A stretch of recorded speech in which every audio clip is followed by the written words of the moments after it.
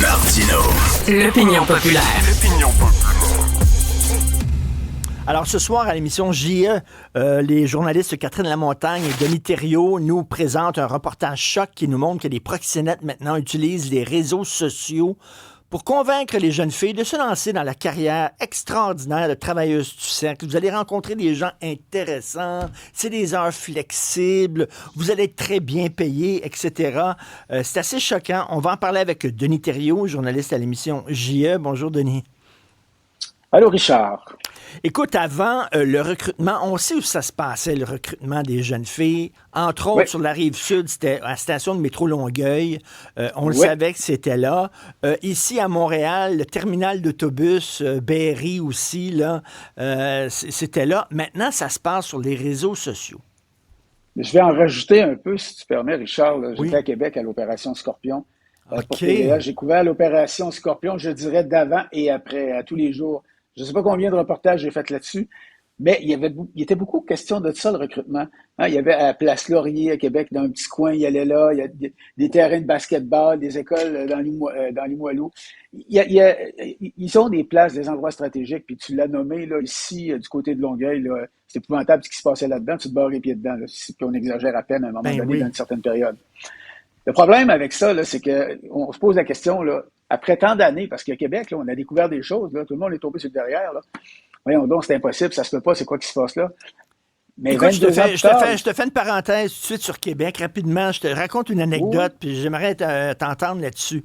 Moi puis Benoît Dutrisac, on va à Québec, on animait les francs-tireurs à l'époque, on va présenter le show à Québec, on sort à un moment donné, on prend pas mal de vin, moi puis Benoît, il est tard, on rentre dans un taxi pour aller à notre chambre d'hôtel, le chauffeur de taxi dit « Hey, les gars, ça vous tente-tu de voir des petites filles? Et je peux vous amener quelque part, là, puis il y a des filles qui vont vous attendre là-bas. » Puis on dit « Non, est-ce qu'on peut aller à l'hôtel, s'il vous plaît? » Le chauffeur de taxi était une mèche avec les proxénètes. Moi, je gagerais qu'il voulait t'amener sur la rue Saint-Jean en passant. Hein? Il y avait une place là. Un des dirigeants d'un des réseaux, parce qu'il y en avait deux. Hein? Puis un des dirigeants, il y avait des appartements là. Puis d'ailleurs, le matin, il s'est fait arrêter, j'étais en avant de chez eux, puis je le voyais embarquer dans la voiture de police. Puis, mais il y avait des étages, puis j'en ai entendu des histoires qui sont passées là-dedans, puis des gens qui y allaient. Mais dans ce temps-là, donc, il fallait se déplacer. Puis même après ça, là, on entend parler, les centres jeunesse, là, les procs allaient en avant, ils attendent avec l'auto, puis ils tapent du pied, il me semble que c'est long, elle s'en vient-tu, là? Là, elle embarque à bord, puis elle s'en va, puis elle ramène le lundi matin. C'était ça. Mais là, on n'a plus besoin de ça. Puis c'est ce qui nous a frappé là, avec Catherine Lamontagne. On a parlé à plein de gens, des policiers experts, des experts, des intervenants également. Une fille qui a commencé à se prostituer à 13 ans, a fait ça pendant 7 ans. On a fait le tour pas mal. Puis ce soir à 20h à TVA, je pense qu'il y a des gens qui vont être surpris de voir que c'est pire encore maintenant qu'avant. Hein, on parle de grands pêcheurs à la dynamite. Là. Il y en a deux intervenants, une policière et une autre qui l'a dit. Ça, pour ceux qui ne savent pas c'est quoi, là, ben dans le temps, il y avait la chaloupe sur le lac, tu prenais un bâton de dynamite, tu lances ça à l'eau, ça fait boum, puis les truites lèvent, puis tu ramasses ça à Salbarbe. Ben, c'est ça que ça veut dire. Ça veut dire que c'est trop facile, puis ils ramassent, ils recrutent. Puis ça a beaucoup changé. Fait que la première démonstration qu'on fait, c'est ça. Et en soi, ça donne un accès, mon Dieu, c'est troublant de voir jusqu'à quel point c'est facile. La petite fille, là, elle va être dans son salon, elle va être dans la chambre, puis elle va se faire recruter. Elle n'a plus besoin d'aller au métro de Longueuil. On regarde un extrait, puis on revient ensemble. Yes. Tu sais, avant, on pouvait cibler, exemple, on ciblait les centres jeunesse, on ciblait les arrêts d'autobus, les cours d'école. Mais maintenant, on peut être chez nous, on peut être en Gaspésie, on peut être à Rouyn-Noranda. Même si le proxénète est à Montréal, il y a un accès maintenant qu'on n'avait pas avant. Puis c'est comme ça. Il y en a, on dit tout le temps, il y a des grands pêcheurs à dynamite. Là. Denis, ce qui me fait capoter dans ton reportage, ce qui me fait capoter, puis je juge pas ces jeunes filles-là qui décident, parce qu'il y en a elles-mêmes, là, elles ne sont même pas contactées par les proxénètes, c'est elles-mêmes qui les contactent. Non, mais imagine. Attends, mais justement, je peux pas croire, Denis, je peux pas croire en 2024. Avec tous les reportages qu'il y a dans les journaux, à la télé, les films, les documentaires sur Netflix, les séries, par exemple, qui nous montrent l'enfer du milieu de la prostitution, je peux pas croire qu'il y a encore des jeunes filles qui pensent que c'est trippant, puis que c'est glamour, puis c'est bling-bling. Voyons. Alors, mais là, ce que font les jeunes filles, là, elles pensent que parce qu'elle va voir le gars, puis elle dit, toi, je veux que tu sois mon prox, hein, je vais faire le chiffre pour toi, c'est ça l'expression. Je veux que tu sois. Mais là, à un moment donné, tu regardes ça, tu te dis, ben voyons. Là, elle pense qu'elle est en contrôle, là. Puis là, lui, en plus, ils sont assez brillants quand même, hein, parce que, tu sais, je veux dire, de leur aspect tordu, ils finissent par apprendre. Ils se méfient des jeunes de moins de 18 ans. Il y en a, là. Mais ils s'en méfient terriblement parce que les peines sont plus sévères pour ça. Les autres, c'est tel que tel. Mais en plus, bon, Chéri, hein, avant ça, c'était le prince charmant, puis là, il la ramassait, puis il l'enfermait, puis c'est plus ça, là.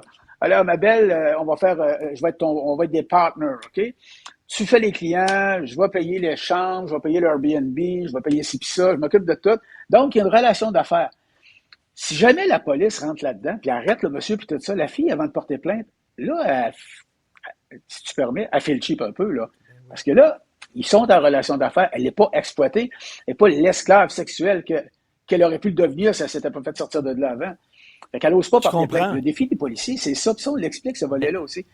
C'est pas évident. C'est vraiment pas évident. Mais Denis, il y a des filles qui témoignent en disant, moi, je pensais que c'était la belle vie, puis ils me montraient des robes, puis des beaux chars, puis les voyages, puis tout ça. Puis je me suis rendu compte que c'était l'enfer. Mais, pauvre chouette, qu'est-ce que tu pensais que c'était? Pauvre chouette, voyons donc, t'as pas vu plein des journaux, là, tu lis le journal de Montréal, les arrestations de proxénètes, ils me battaient, ils me forçaient à coucher avec des gars dans les chambres de motel. Allô? Mais l'affaire, là, ils ont changé, je te l'explique, là. Ils sont moins comme ça. Ils font attention. Parce que si elle brasse, si elle m'amène, à un moment donné, elle va se tanner, elle va aller voir la police, puis là, le gars, il est dans le trouble. Mais à un moment donné aussi, il va se tanner, puis il va l'amener dans l'Ouest. Il va l'amener à Toronto, à Vancouver. Sais-tu quoi? Il y en a là-bas, hein? C'est des Québécois, je veux dire, des Québécois. Fait que c'est ça, là, à un moment donné, ça devient plus tordu.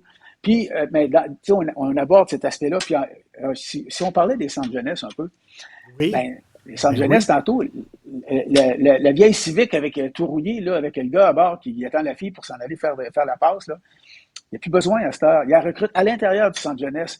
Il y a une hausse de recrutement. Il y a un organisme qui nous dit, là, la Clé à Montréal, là, les centres jeunesse, c'est un pipeline, hein, des centres jeunesse vers l'exploitation sexuelle.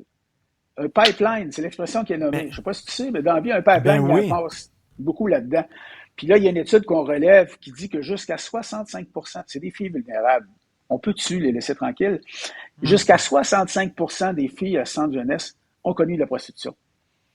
Fait qu'à un moment donné, là c'est partout. Là, c'est pas qu'on perd le contrôle, mais c'est pas mal plus dur à gérer quand même. C'est ça. Puis en terminant, Denis, c'est que vous montrez aussi que ça fait partie de la culture, tu sais, le fric facile, tu sais, la culture n'est pas rap, le bling-bling, le fric facile. Ils sont jeunes, puis ils veulent tout de suite mener la belle vie. Fait que ça, c'est un raccourci pour aller directement là, à avoir beaucoup d'argent dans ses poches. Là, Puis attends de voir les deux personnes qu'on vous présente qui ont, je fais attention à mes mots, là, mais qui ont déjà été reconnues coupables de proxénétisme. Attends de les voir parce qu'on va vous les montrer ce soir. Puis je peux pas terminer sans te dire qu'on dit aux parents comment reconnaître si oui ou non sa fille est prise là-dedans. Puis qu'est-ce qu'il faut faire aussi, on peut pas ne pas aborder cet aspect-là. Ben c'est sûr.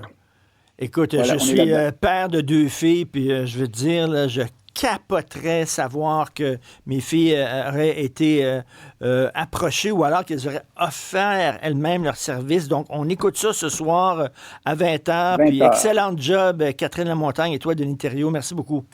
Salut. Merci, au plaisir.